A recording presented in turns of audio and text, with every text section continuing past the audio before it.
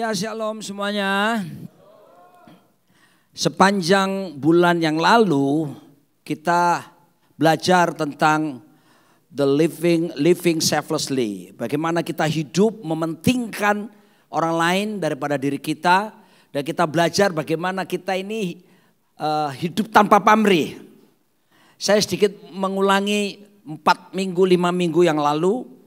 Jadi kita belajar minggu yang lalu tentang apa yang disebut dengan kasih yang berkorban. Bukan neto, no action talk only. Tapi ada yang disebut action speaks louder than words. Tindakan berbicara lebih keras dari kata-kata. Kita melakukan berkorban atas dasar kasihnya. Jadi bukan level sekedar memberi, tapi lebih tinggi lagi.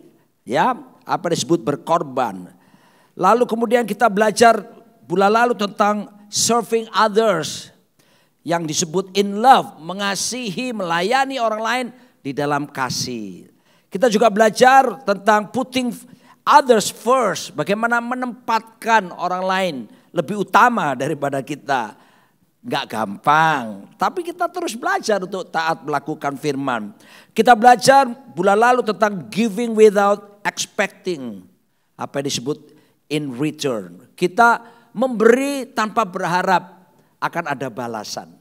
Ya, 1 bulan kita belajar hal-hal tersebut. Nah, bulan ini ya, dan puji syukur kita masuk bulan baru, tanggal baru 1 Juni. 150-an hari telah kita lewati dan kita masuk dalam hal yang baru. Dan tema yang baru bulan Juni ini kita akan bahas tentang ini. Exalting the lowly. Saudaraku ya, beberapa orang berkomentar bahwa tema-tema kalian itu gak seperti biasanya ya. Ya ini ya. Kalau tadi kita banyak begini kan. Memuji Tuhan, menyembah, lihat ke atas terus. Tapi saudaraku, kita akan dengar firman Tuhan sebentar. Kita akan lihat ke bawah sekarang. Ayo latihan, lihat ke bawah 1, 2, 3. Siapa yang kita lihat? Selain Tuhan. Kita akan belajar melihat orang yang paling hina menurut ukuran dunia. Apa kata Yesus tentang mereka? Mari kita lihat. Tolong slide saya, PowerPoint yang sudah saya siapkan untuk supaya ditayangkan. Tema-temanya yang Pak Arifin buat nggak populer ya. Lebih enak maksudnya bagaimana diberkati oleh Tuhan. Wah. 5 cara menuju hidup makmur. Waduh, itu asik. Tapi kok yang dibahas ini opposite. Berlawanan dengan apa yang dunia inginkan. Ya. Tapi kita lihat Lukas 1 52 sampai 53. Kita baca sama-sama. 1, 2, 3. Ia menurunkan orang-orang yang berkuasa dari tahtanya. Dan meninggikan orang-orang yang rendah.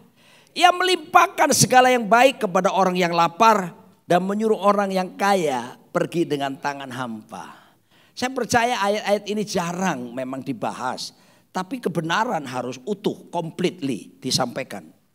Tuhan itu berkuasa loh. Mau bikin apa saja Tuhan itu berkuasa. Kecuali berbuat dosa. Ada orang berkata, oh Tuhan maha kuasa, ya setuju. Tapi ada hal yang gak bisa dia buat. Dia gak mungkin berbuat dosa. Karena pada dirinya sepenuhnya adalah kebenaran. Nah yang ini yang luar biasa Tuhan buat adalah begini. Ya, dia bisa seketika membuat orang yang duduk di takhta yang hebat itu.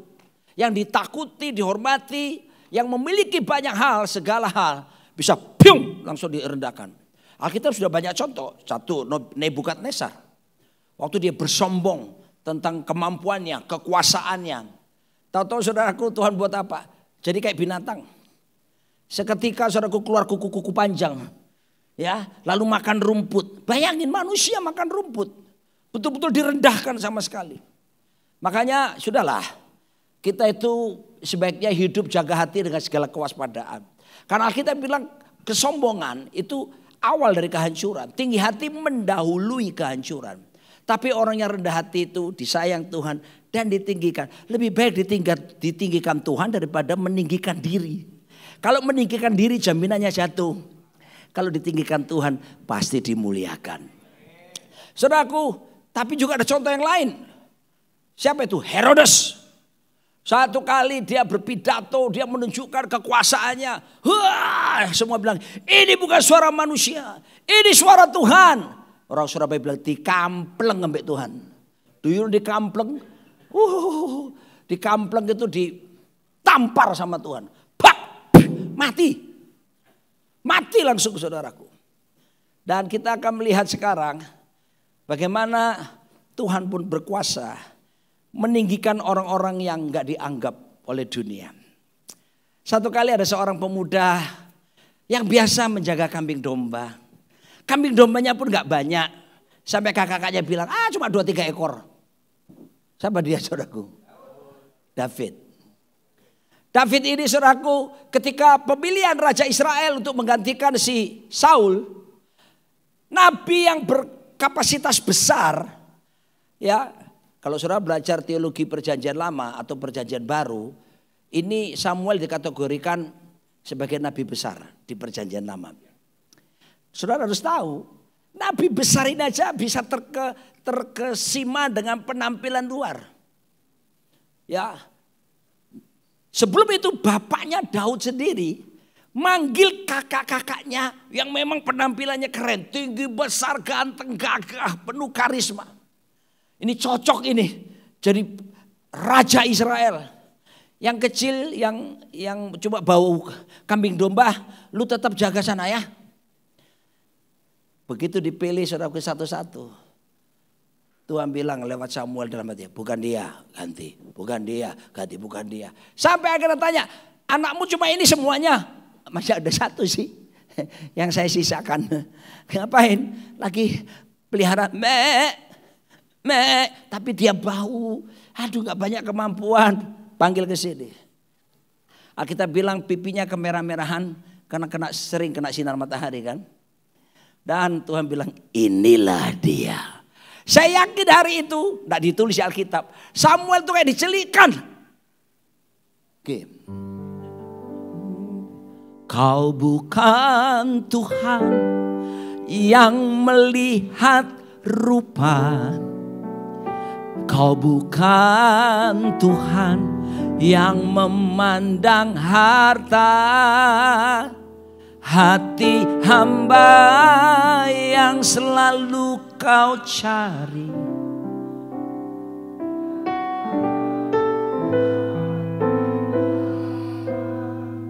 Wah, saudaraku dikasih Tuhan, pilihan manusia berbeda dengan pilihan Tuhan.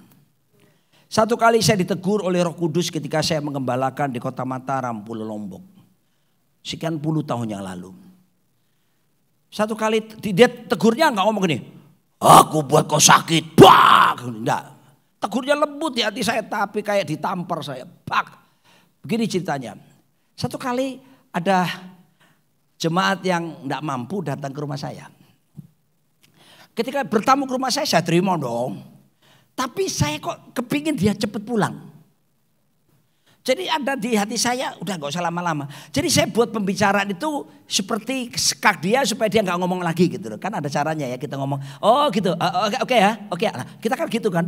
Saudara lihat kalau terima telepon orang, kalau orang itu gak mau telepon lama-lama kan saudara akan gak enak kan kalau dia sudah, oh gitu ya, oke ya. Oke, nah kalau sudah segitu kan saudara kan rasanya gak enak mau ngomong terus loh. Nah saya kan buat bahasa gitu supaya dia cepat pulang. Pulang dia memang. Kemudian datang jemaat yang orang kaya. Nggak tahu otomatis itu saya bisa begini. Shalom. Ayo masuk.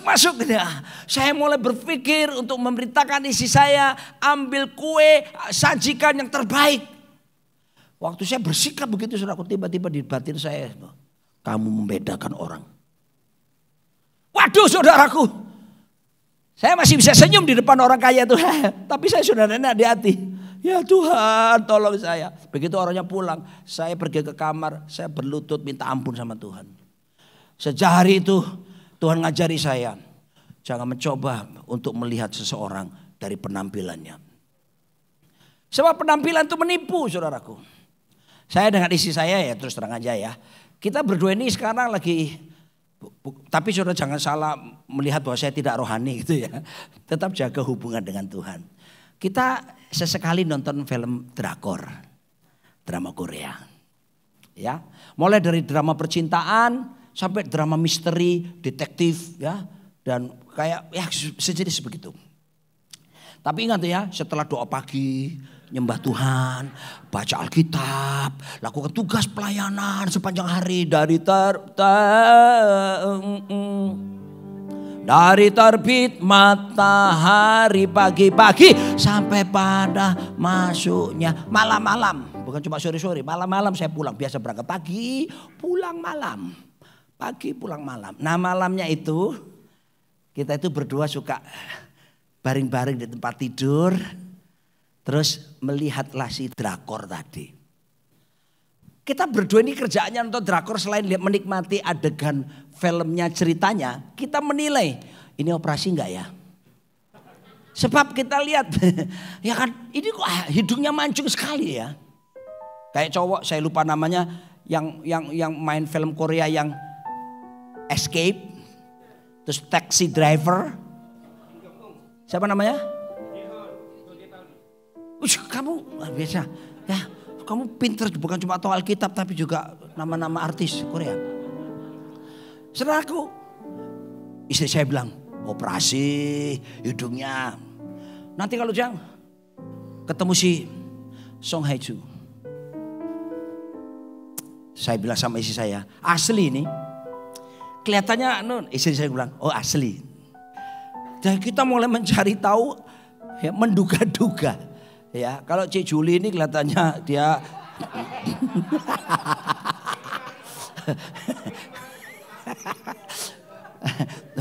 Bapak-bapak yang baru pertama ibadah di sini, Ibu, mohon maaf ya.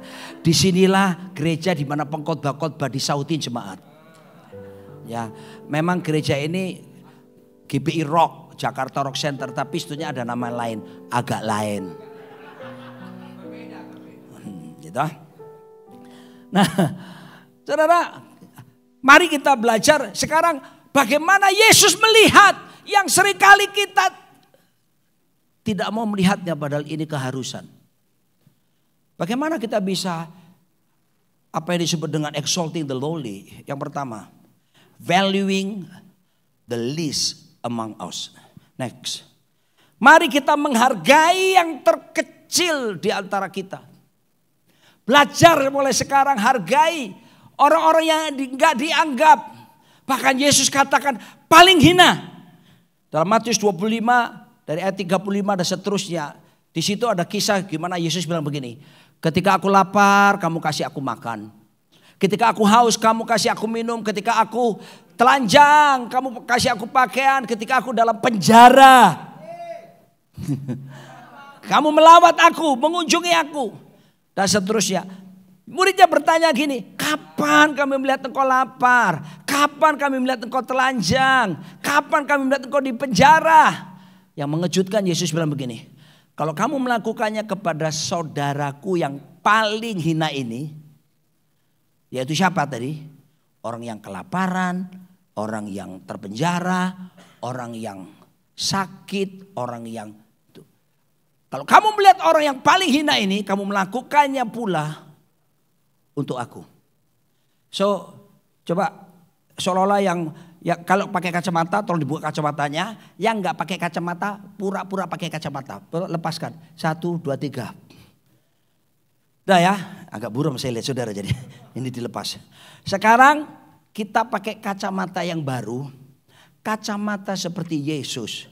Melihat orang yang paling hina. Sama dengan melakukan seperti untuk Tuhan. Tidak ada yang amin ya. Amin. Hari ini ada ya amin masuk gak ya? Ya. Masuk ya. Tapi kok nggak ada suara ya? Oke, kita pakai kacamata baru sekarang. 1, 2, 3. Benar saudaraku. Ini nggak populer, tapi ini kebenaran. Dan kita mesti melatih diri. Kalau enggak saudaraku, betul loh. Kita bilang kita tinggal dalam kasih. Tapi kita coba bicara soal kasih. Tapi kita tidak pernah bertindak dalam kasih. Makanya anak-anak muda suka bilang, teori. Ngomong tok, neto, no action. Talk only. Oh tidak. Kita akan jadi orang-orang yang mempraktekkan semuanya. Amin. Ya. Dan salah satu yang disebut paling hina itu ternyata orang-orang di dalam penjara. Ya sebentar tak Jos. Oh saudaraku, ketika kami memahami kebenaran, jadi saya dapat inspirasi ini sejak saya di Mataram yang saya cerita ditegur sama Tuhan yang karena saya melihat kalau orang kaya saya sambut, orang miskin saya kayaknya ya sambut tapi kepingin cepat pulang. Akhirnya saya bentuklah di sana aktivitas-aktivitas sampainya kita bikin apa saudaraku? Bikin rumah untuk jemaat yang miskin, Wisma Diakonia. 10 rumah kita bikin. Keren. Saya bilang sama panitia pembangunan, bikin yang terbaik. Pakai keramik, pakai cat ICI Cadillac. Lalu pakai gipsum, dia punya plafon. Atapnya genteng berglasur. Berapa ukurannya Pak? Tiap keluarga kita hitung. Tiap satu keluarga 42 meter persegi. 2 kamar tidur, 1 ruang tamu, 1 dapur, 1 toilet. Dan sisa di belakang dikasih ruang jemuran untuk mereka bisa menjemur pakaian. Di depan kasih teras kecil. 10 rumah kami bangunkan. Ya, Tuhan menolong menggerakkan. Kami bangun klinik kesehatan gratis, klinik kedokteran umum, klinik gigi, klinik akupuntur. Gratis buat masyarakat miskin. Bahkan kita kalau ada orang miskin bukan orang Kristen loh ya. Kita terima orang datang terus ternyata dokter bilang Pak ini harus ada tindakan lanjutan. Apa itu? Dia kena steroid apa? Serosis. Aku salah ngomong ya. Serosis. Waduh. Terus maksudnya gimana? Harus dibawa ke rumah sakit Pak. Biayanya berapa? Sekian juta Pak. Kok yang dilalah loh saudara ya. Kebutuhannya sekian juta waktu itu orang ini. Tiba-tiba di kebaktian hari Minggu itu. Ada pengusaha Jakarta itu terbang ke Mataram ada urusan bisnis. Lalu kebaktian di tempat kami. Selesai kebaktian. Pak Roni. Loh ada apa nih? Urusan bisnis. Tahu-tahu dia kasih saya salam tempel. Pak! Gini ya. Kita perlu buat perjanjian ya. Kepada siapapun hamba Tuhan kalau saudara beri kasih salam tempel. Tolong jangan di depan banyak orang. Kita tuh juga rasa gimana gitu loh. Kan dilihat orang di belakangnya. Ada yang sampai gini. Terus dia coba buat perbandingan. Oh ketebalan sekian berarti jumlah sekian. Ya saya kasih supaya protokolnya supaya baik ya. SOP-nya baik. Jadi kalau saudara tergerak untuk memberikan siapapun, saya tidak menunjuk kepada saya ya, kepada siapapun hamba Tuhan apa, kalau orang banyak jangan dikasih. Misalnya gini, Pak boleh bicara sebentar aja. Seret dia ke tempat yang tersembunyi, paling sepi, yang tidak ada orang lain. Dan Anda Pak,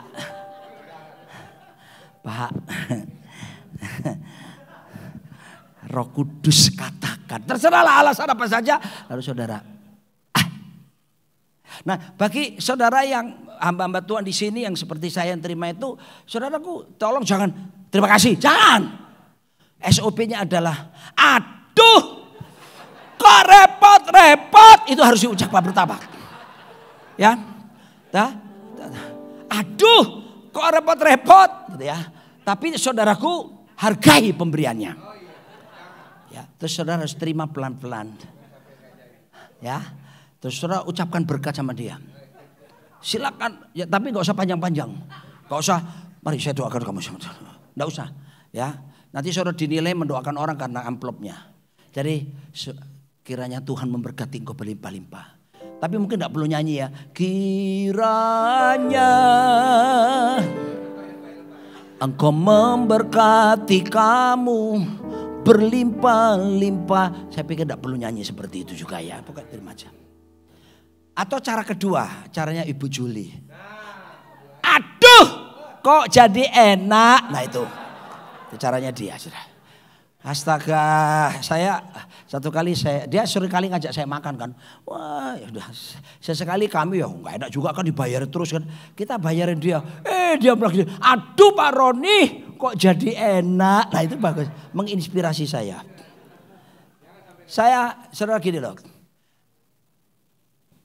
Pelayanan kepada orang miskin dan termasuk kepada orang-orang yang di penjara. Mau harap apa sih? Ya kan? Maka atas dasar pengertian ini bukan ikut-ikutan loh ya. Atas dasar mengerti kebenaran, kami tetapkan bahwa Jakarta Rock Center kita ambil hati melayani penjara. Bukan penjara lah, lapas Cipinang. Bukan hit and run, bukan datang dan pergi. Kau datang dan pergi sesuka hatimu. Oh kejamnya di kau. Gak pas. Soalnya dia khusus lagu rohani. Dia gak mau yang duniawi saudaraku. Aku ngerti, aku hargai. Kalau hit and run itu kita keluar 6 juta. Kasih makan mereka 200 itu. Tapi lama-lama gak enak. Dan Roh Kudus tuntun kita lewat tim. Saya panggil beberapa nama-nama. Erwin Simanjuntak. Sebentar lagi akan diwisuda Master Teologi. Wah, tepuk tangan. Saya panggil Jos. Tolong cepat ke sini. Saya panggil Pak Yansen. Theo Yansen. Master Teologi. Kalau gelar Pak Jos ini bukan. Dia sederhana. Sike. Calvin Klein. Lalu kemudian siapa lagi Pak? Pak Riki atau siapa yang biasa membantu? Rio de Janeiro, Rio.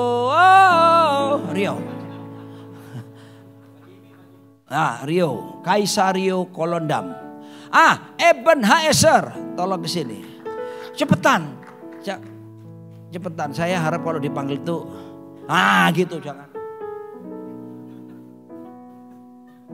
Ya, sudahkah atau masih ada lagi? Jamie Patipelohi. Pak, kalau merasa jangan duduk langsung gitu loh Pak, jangan. Ya ayo, lari Pak. Ya. Ini Sio manise katong puji Yesus Ambon. Oke ya saudara ya. Nah kita bersyukur buat tim kita ini yang rajin seminggu 2 kali datang memuridkan mereka lewat Kingdom Training. Gak dapat apa-apa saudaraku. Tapi Yesus berkata, kalau kamu melakukan semua itu kepada saudaraku yang paling hina ini, karena dia masuk di sana 7 tahun dia penghuni di sana.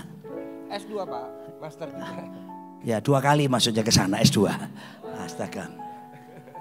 Kamu melakukannya untuk aku. Ya, saya tanya sama Pak Erwin koordinator kita. Bahkan saudaraku yang ini yang luar biasa. Tuhan buka pintu kita, kan kita terus ini. Sekarang ada Kingdom Training, kita pemuridan loh ini, bukan hit and run, bukan kebaktian, atau pemuridan. Saudara tahu, kita dapat pintu baru sekarang. Apa itu? Lapas Salemba. Haleluya. Rutan ya, rutan. Apa bedanya lapas sama rutan? Rutan itu mereka masih dalam proses sidang, kalau lapas itu udah dipindahin. Oh, jadi memang sudah putusan tetap itu ada di lapas. Ada inkrah. Ada inkrah, sudah inkrah itu di Cipinang, lapas. Kalau rutan itu belum inkrah. Inkrah itu sejenis dodol Garut, dicampur, ya maksudnya putusan tetap gitu ya. Oke, silakan Pak, ceritakan Tuhan buka di Salemba ini. Bagaimana cerita? Singkat aja, 1 menit. Iya baik, tahun 2023 kita memang mulai di Cipinang. Saya memang melayani di tahanan itu dari 2007. Cuman saya berpikir begini, kalau kita hanya hit and run, mereka nggak dapat sesuatu. Tetapi ketika saya berpikir waktu tahun 2023 GRC pelayanan di sana, Pak, kenapa tidak kita bikin kelas? Ternyata mereka membuka diri untuk buka kelas. Jadi ini udah gelombang keempat. Tahun ketiga kita pelayanan di sana. Kemudian saya berpikir banyak yang menawarkan di beberapa lapas. Kalau ada foto-foto yang Cipinang tolong ditampilkan.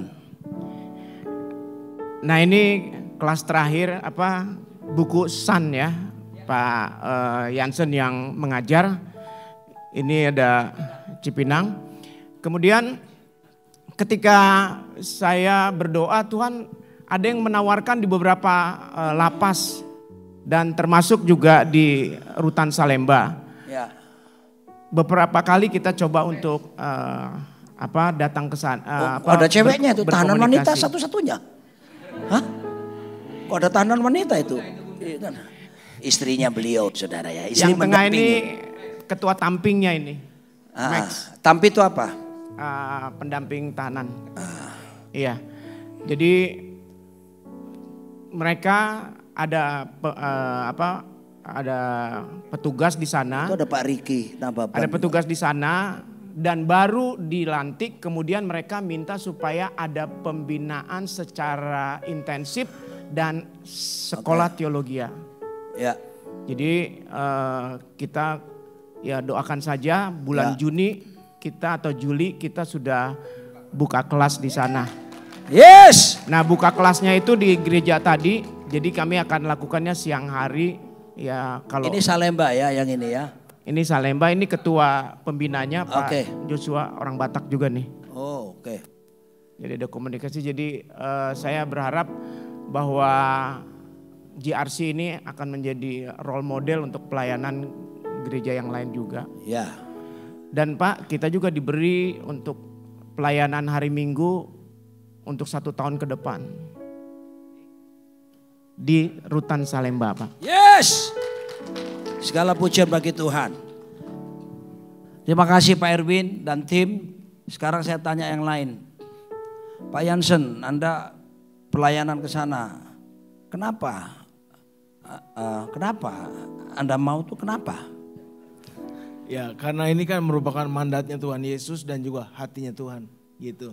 Nah kita sebagai anaknya Tuhan, anak kerajaan ya ikuti mandat kerajaan gitu.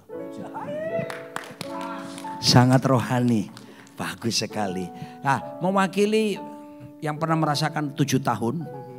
Ketika kamu didatangi oleh mereka-mereka ini makhluk agak lain ini. Jujur apa? Di hati kecilmu apa? Sedih, terharu dan merasa diinginkan dan diperhatikan.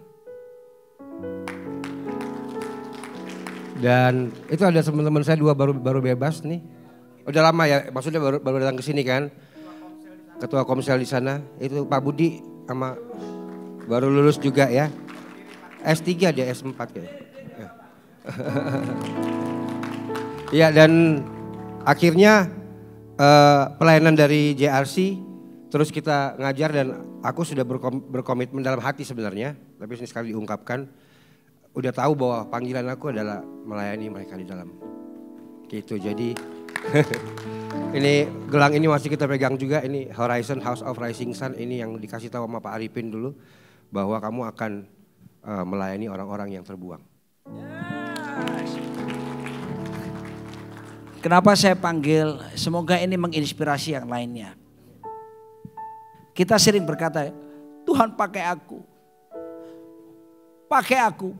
Tapi doanya begini, ini aku Tuhan, utus dia. Seharusnya ini aku Tuhan, utus aku juga. So kami tetap membuka pintu karena kita sekarang di 2 tempat. Saudara yang punya hati, go. Kalau saudara berkata, Pak, maunya begitu, tapi saya sibuk bekerja. Bagaimana kalau saya mendanai pelayanan ini? Kami dengan senang hati, ya, apapun yang bisa saudara lakukan. Boleh nggak saya memberi sesuatu dalam bentuk benda, sesuatu yang diizinkan oleh pihak itu? Kira-kira itu apa yang banyak dibutuhkan? Sabun, anduk, terus apa lagi kita? Deodoran, sikat gigi, alat-alat tiap hari aja apa? sampo, sendal, apa? Indomie ya gitu, makanan yang bisa diolah. Yes, saya ajak saudara untuk sama-sama berpartisipasi mengerjakannya. Amin. Biar ini jadi pilot project untuk kegerakan Rock International Ministry. Kita akan tembus kepada apa yang disebut lapas-lapas di seluruh Indonesia. Atas nama bangsa Indonesia, saya ucapkan terima kasih. Semoga amal ibadah bapak-bapak sekalian diterima di sisinya. Amin. Kembalilah ke tempat Anda masing-masing. Sekali lagi, kacamata yang baru. Jangan pernah meremehkan orang lain, termasuk mereka yang dalam posisi yang rendah. Yang kedua, apa yang harus kita lakukan, saudaraku dikasih Tuhan? Poin langsung kedua, lewat kebenaran ini, exalting the lowly. Yang kedua adalah kita harus belajar untuk apa? Tidak membeda-bedakan orang. Jangan pernah membeda-bedakan warna kulit, status sosial, kedudukan. Apa hak kita, saudara? Apalagi kita suka membedakan ini orang ini iniran, cungkoren, campuran. Sudah, itu nggak laku. Amin. Aduh, saya nggak mendengar. Amin. Sudahlah saudara, siapa yang bisa memilih kita lahir dari keluarga Batak? Siapa yang bisa memilih kita lahir dari keluarga Ambon? Siapa yang bisa pilih kita lahir dari keluarga Chinese? Tidak akan ada bisa pilih, atas penentuan Tuhan Anda ditentukan. Lalu mengapa kita harus merendahkan daripada etnis yang lain? Sementara Tuhan sendiri mengajarkan kita agar supaya kita menghargai, mengasihi orang paling hina sekalipun. Saya punya pengalaman yang tidak enak, saudaraku. Tapi semoga ini bisa menjadi hal yang membukakan mata kita. Banyak orang mengira, kalau saya ngomong ini jangan terkejut ya, khususnya yang berdarah Chinese, Tionghoa. Saya ini tidak ada darah Tionghoa sama sekali. Tidak ada darah Chinese dalam diri saya. Papa saya itu orang Jawa asli. Jawanya hitam legam. Karena dulu pernah jadi kuli bangunan. Dan papa saya keluarga miskin. Saya dibesarkan dari keluarga yang tidak mampu. Rumah saya dulu cuma lantainya dari semen. Ya, bakso buat saya itu barang mewah, barang berharga. Saya tidak bisa, mama papa saya tidak bisa belikan Coca-Cola, Fanta, Sprite. Tidak bisa. Itu masa kecil saya. Ya, pesawat terbang lewat di daerah saya cuma bisa berteriak, aku di sini. Saya pakai bahasa Surabayaan. Aku gini. Sudah, itulah saya masa lalu. Singkat cerita saya bertobat, singkat cerita saya ketemu dengan seorang wanita namanya Nancy Limantono, keturunan Chinese. Cinta berpadu di antara kami berdua, menembus batas. Dan akhirnya jadianlah kami.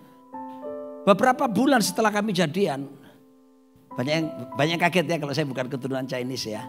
Makanya mama saya Manado, putih kulitnya.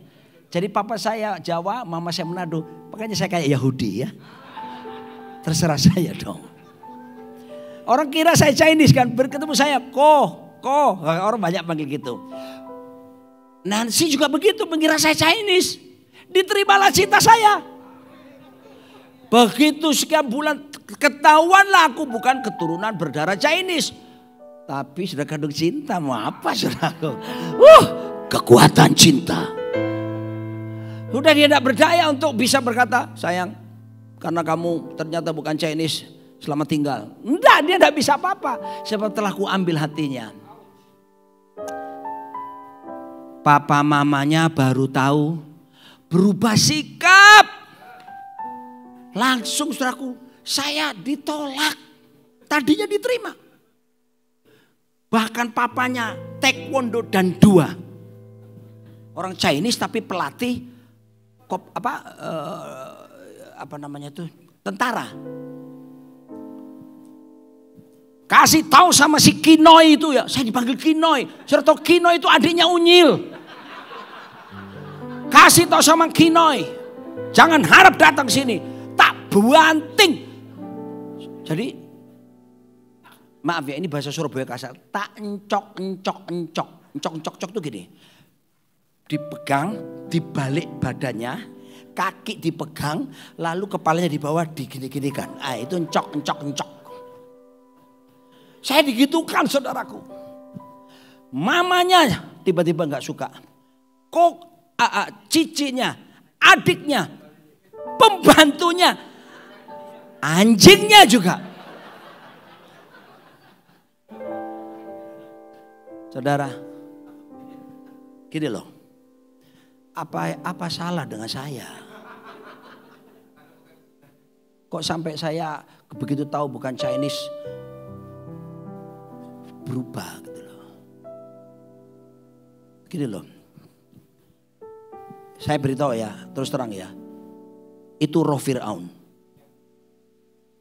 Kalau ada di antara saudara masih membeda-bedakan warna kulit, maaf saudara boleh nyanyi haleluya, saudara boleh bahasa roh, tapi saudara ada spirit yang berbeda menguasaimu, namanya Farao spirit. Saya tunjukkan ini dia. Ya. Kisah Rasul 10:34 berkata, sesungguhnya aku telah mengerti bahwa Allah tidak membedakan orang. Come on. Kalau Tuhan tidak membedakan orang, masakan kita tega-teganya membedakan? P-nya apa? Persecution of the church. Penganiayaan gereja. Hanya adalah homoseks. Saya kalau ada di antara saudara sini menyukai kecenderungan suka sesama jenis, we love you, we still love you, but we hate your sin. Kami membenci dosamu, tapi kami mengasihi kamu. Kami tidak akan berkompromi dengan itu.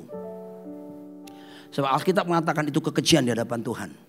Tidak ada tempat buat kerajaan sorga buat orang-orang yang melakukan seperti ini. Tapi aku tetap mengasihi kamu. Karena Yesus perintahkan mengasihi. Tapi untuk dosa yang kamu lakukan, jangan pikir itu tidak dosa loh. Dosa, sudah. Dosa tawar-menawar sudah. Itu ada hukuman kekal. Murka Allah akan menimpa. Tapi secara hubungan kemanusiaan, I still love you. But you have to repent. Oke? Lalu aborsi. Ini makanya kalau ada yang pernah melakukan pengguguran kandungan dan saudara tidak bereskan di hadapan Tuhan, itu berisiko. Saudara akan dikejar rasa bersalah. Mesti beres, mesti berdoa pengakuan dan sebagainya. Racist, ini loh. Membedakan warna kulit. Abuse, drug dan sebagainya. Occultism, HIV. HIV ini bukan hasrat ingin vivis. Ini bisa hostage, kekejaman. Saya mau katakan saudara, saya berdoa, kenapa saya harus ungkapkan ini? Jemaat di gereja ini harus terbebas dari semua spirit yang disebut spirit of Pharaoh. Sepi. Silent night, silent day. Halo. Oke. Nah sekarang saya tanya sama yang keturunan Tionghoa di sini. Masih mau menerima saya sebagai gembala enggak?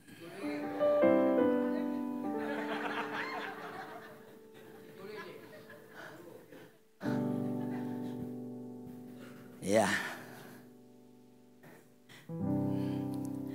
Oke, lanjut lagi secara cepat.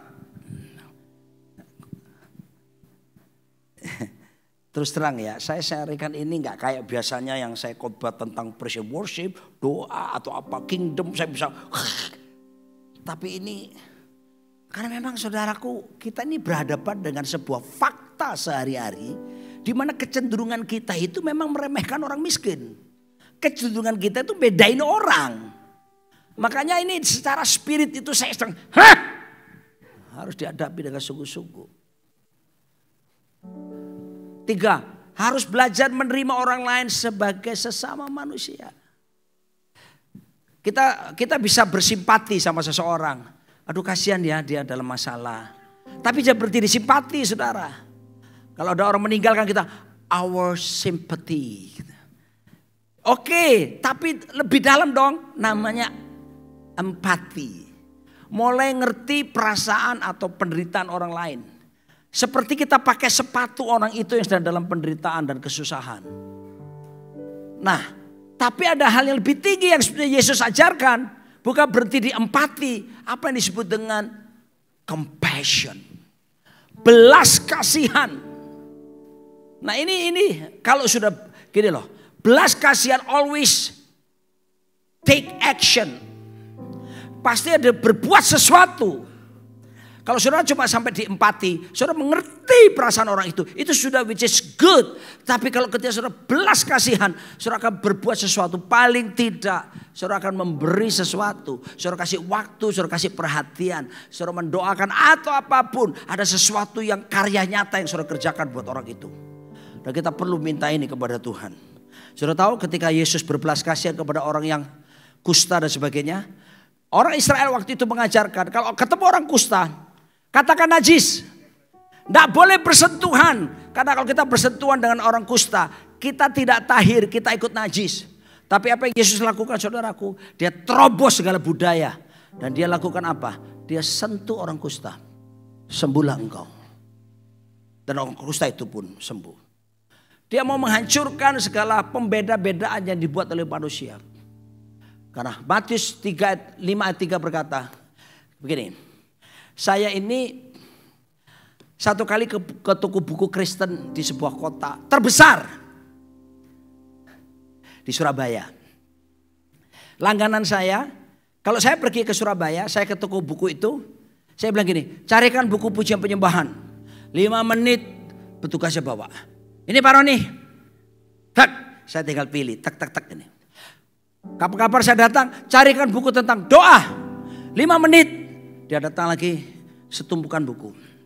Tapi satu kali saya datang, saya berkata, tolong carikan buku tentang orang miskin.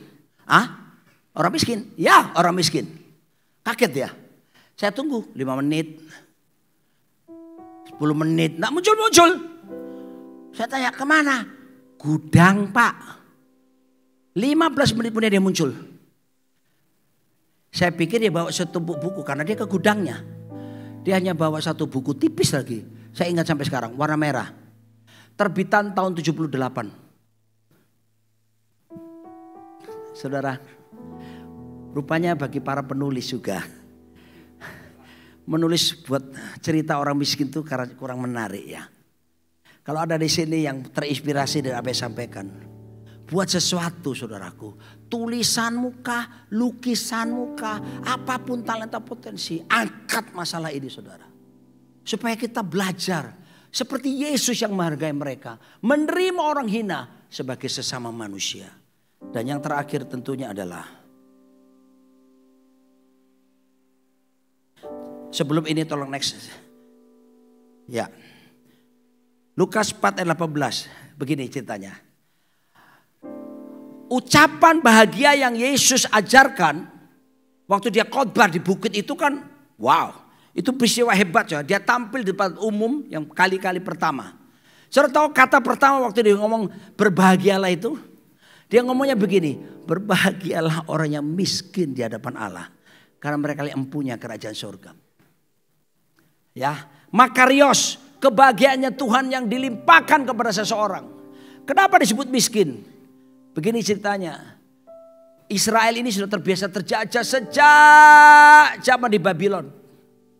Mereka dalam pembuangan jelas miskin. Dan kemudian dari waktu ke waktu, generasi ke generasi, keadaan Israel tetap miskin. Mereka dijajah selain oleh pemerintahan Babilonia. Mereka Media, Persia, Yunani, bahkan Romawi pada saat itu. Makanya Yesus statement pertama kepada mereka kasih kekuatan penghiburan. Berbahagialah orang yang miskin di hadapan Allah. Kamu punya kerajaan sorga. Saya mau katakan kepada saudara. Kalau hari ini ada di antara saudara merasa saudara seseorang yang ekonominya di bawah. Yesus sangat mengasihi saudara. Yesus pedulikan saudara. Tolong di tempat ini komunitas ini jangan merasa terpinggirkan. Amin. Orang Manado bilang. Torang semua bersaudara. Kita semua bersaudara. Amsal 14 ayat 31. Bahkan sebelumnya soal pengurapan. Tolong Anda yang suka pengurapan tuh. Di Jakarta ini ada satu tren. Kalau KKR atau ibadah ditulis. Disertai dengan pengurapan minyak. Itu jemaat datang lebih banyak. Bahkan ada yang menjual minyak urapan. Mari saya beritahu saudara. Pengurapan diberikan bukan untuk gagah-gagahan. Sebagai hamba Tuhan yang mengerti kebenaran tentang ini, saya mau berkata, pengurapan diberikan selalu dengan tujuan. Tujuan pertama, Lukas 4 ayat 18. Ini yang Yesus katakan. Roh Tuhan ada padaku oleh sebab ia telah mengurapiku. Untuk apa saudaraku? Untuk menyampaikan kabar baik kepada siapa? Saya tidak mendengar suara saudara. Saya tahu memang khotbah ini tidak enak. Tapi please, ini kebenaran. Kepada siapa? Orang-orang miskin. Dan ia telah mengutus aku. Baru kemudian bicara orang yang sakit, orang yang buta, orang yang dan sebagainya. Tapi orang miskin ditempatkan. Pengurapan ada tujuannya Pak. Kalau kamu cuma diurapi terus kamu cuma sensasi kerenyang-kerenyang. You miss the goal my friend. Kamu harus pergi menyatakan kepada orang miskin. Kamu harus berbuat sesuatu karena ada urapan pada dirimu. Itu Yesus lakukan. Dan yang terakhir sekarang. Mengasihi orang hina tanpa pamrih. Matius 5:46 berkata, apabila kamu mengasihi orang yang mengasihi kamu, apakah upahmu? Bukankah pemungut cukai juga berbuat demikian? Apa yang Tuhan ajarkan lewat ayat ini? Extra miles. Katakan sama saya, extra miles. Ayo gereja, lakukan yang gak populer. Extra miles. Kita sedang mengikuti ajaran dan kehidupan Kristus Tuhan kita. Ayat berikutnya. Lukas 6 ayat 35. Tetapi kamu kasihilah musuhmu dan berbuatlah baik kepada mereka yang dan pinjamkan dengan tidak mengharapkan balasan. Waduh.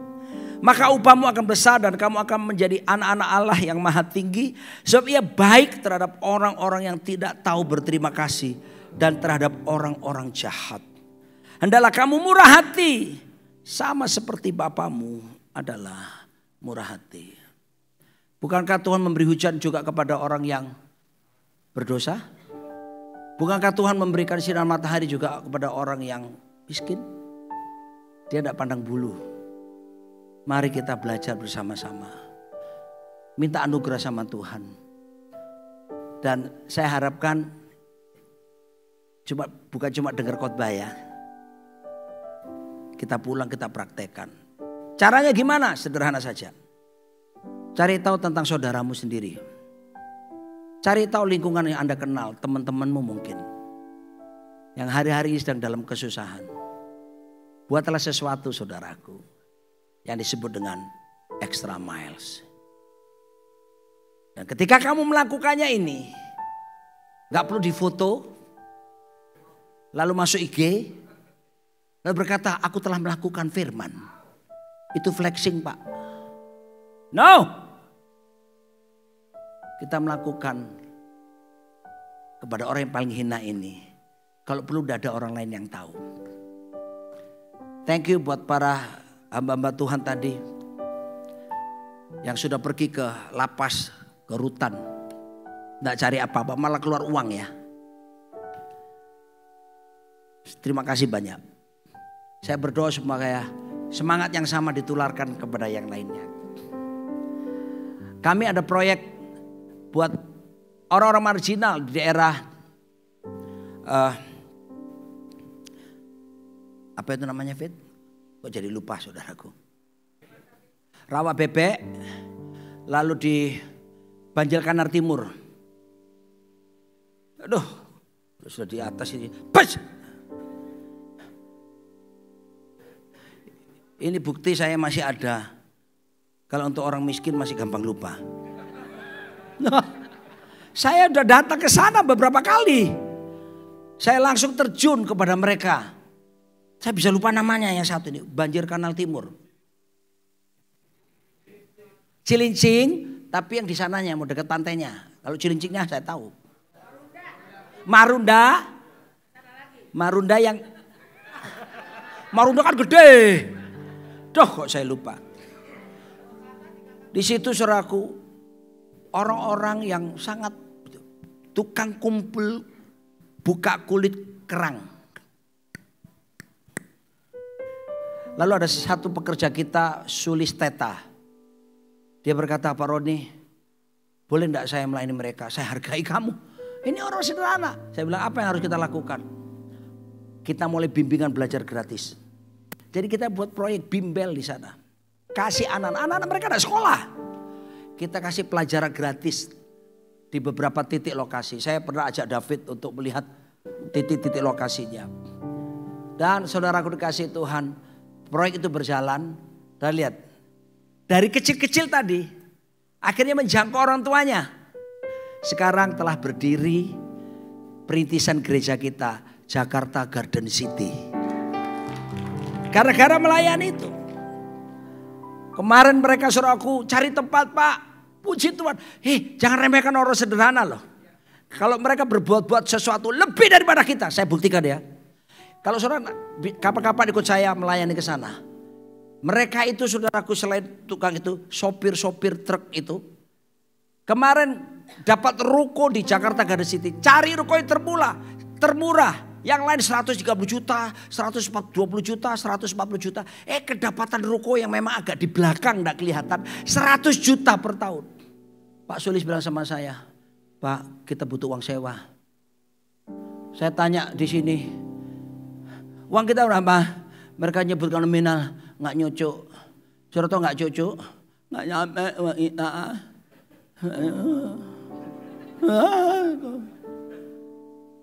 Saya bilang, aduh, tahu dia telepon saya lagi. Pak, Tuhan luar biasa Pak. Jemaat semua berdaya. Itu orang-orang miskin saudaraku. Ngumpulin. Ada sekitar 40 orang jemaat di sana. 100 juta terkumpul. Gila. Coba kalau saudara pengusaha-pengusaha yang pintar main duit. Main hitungan. Itu proporsional dengan kalau gereja kita di sini.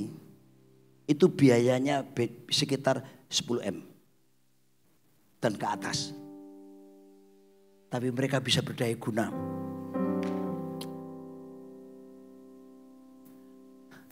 Jangan keliru memandang orang ya. Saya kasih tahu ya. Saya mau berkata jujur. Persembahan mereka di mata Tuhan lebih besar dari persembahan kita semua yang ada di sini. Sekalipun rupiah kita lebih besar. Ada janda miskin. Datang ke bait Allah. Yesus murid-muridnya memantau. Lalu ada orang kaya. Saya bayangkan buka dompet. Aduh sayang. Yang terbesar kok ini. Anggaplah ini 5 juta. Panas ya udara sini ya. Iya. Iya juga kamu enggak ya. Iya. Baru mereka jatuhkan.